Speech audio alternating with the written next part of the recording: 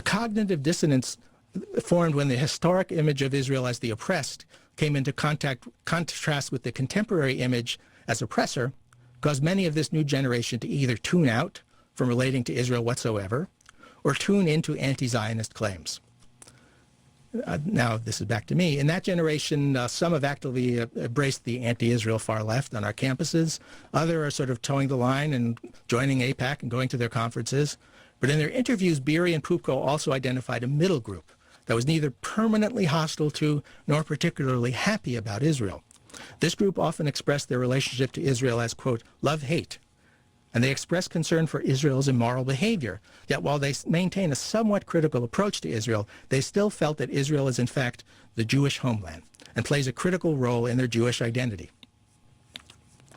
Their ties to Israel, however frayed or tentative, would be enough to disqualify them as candidates for political activism in the judgment of those who think positive feelings about the Jewish state are tantamount to positive feelings about South Africa under apartheid.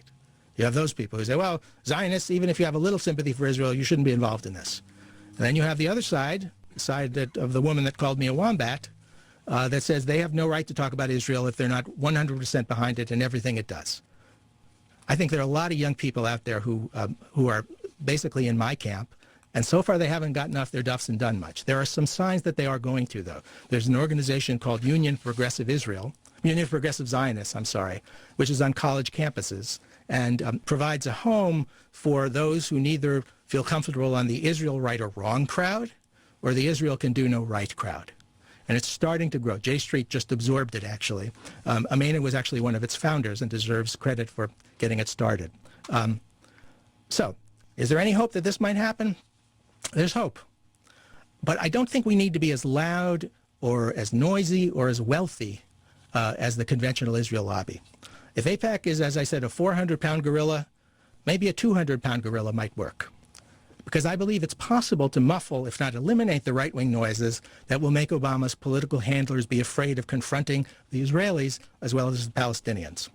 So this is like a jigsaw puzzle. The entire conflict is a jigsaw puzzle, and I've just talked about a tiny part of it, American domestic politics. Obviously, the main pieces of the puzzle are over there. The Israelis, the Palestinians, the Arab League, Israel's neighbors, Iran, Iraq. But we're part of it. Everyone sitting in this room is part of it. And all of them are a bit askew. All of them need to be moved just a little bit for American policy to change. But there's another important piece to this puzzle, and I want to close by talking about them. And that's the far left. That's Mr. N, who called me an ethnic cleanser. People who share a kind of Star Wars vision of the conflict, where Israel is an evil racist empire, and any Israeli prime minister is Darth Vader. Now, there might be a few people in this audience who feel that way. I can't possibly convince you to change your minds, but I want to point out something. I mentioned it in the chapter of my book called The Far Left's Jewish Problem and How It Hurts the Palestinians. Here's my proposition. I'm quoting now. The central premise of this book is that American policymakers are unlikely to use their inhibitions against an even-handed approach to the Israeli-Palestinian conflict unless there's an effective political counterweight to the conventional Israel lobby. Left-leaning American Jews who are concerned with Israel's safety and well-being have a critically important role to play in developing this counterweight, but they will be much less likely to speak out for robust diplomacy or to criticize Israel if they think they are playing into the hands of people who, whatever their intentions might be, sound like they want Israel to disappear, or embrace canards about Jews pulling the levers that control the world. That is the psychological reality that helps to shape the political reality. So the last thing anyone who has a problem with Israeli policy should do is to give American Jews even more reasons to keep quiet. But too much of the far left does not seem to care about cutting off the supply of activists who could push for even-handedness. I might add that some of them are just blatantly anti-Semitic. I think a small minority are. That's another problem. Most of them aren't. Most of them just are opposed to what's happening and think Israel has been the most disastrous sort of recipient of American aid since ever. I don't think most of them are anti-Semitic, but that is also a problem on our campuses and elsewhere. I don't mean to diminish that. Getting back to the book. Quote, "It happens all the time. People will tell me, I can't join Brit Tzedek because those people, the far left, hate the Jews," said Christopher McDonald Dennis, who's the director of the Office of Intercultural Affairs at Bryn Mawr and one of the leaders of Brit Tzedek V'Shalom in Philadelphia.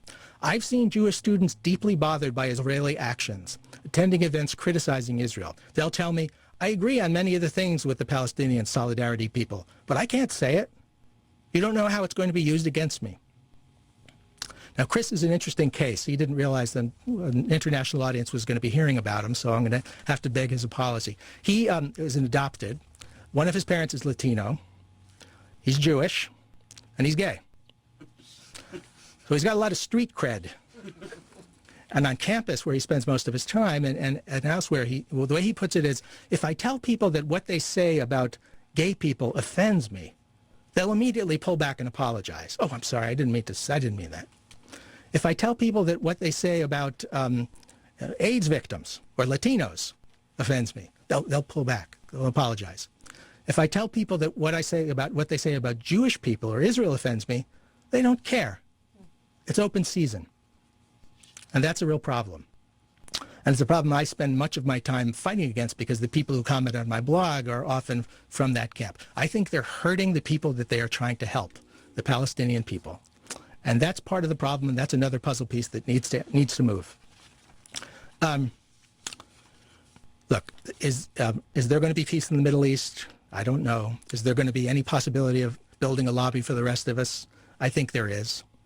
But if you think of the odds against building the Jewish state in 1898, those odds are far more daunting than anything we face now. Now, you might think, or people in the audience might think, that the entire enterprise of Zionism in Israel is immoral. Even if you believe that, you got to admit it's an amazing accomplishment. I mean, the odds of Theodor Herzl and a few of his precursors and a small band of Zionists in a few countries building something that led to the Balfour Declaration and then an internationally approved Jewish state, it was astronomical. And you cannot tell me that the odds against doing what I suggested are any greater. So that's my little spiel. And Jeremy, you want to come up and maybe take some questions?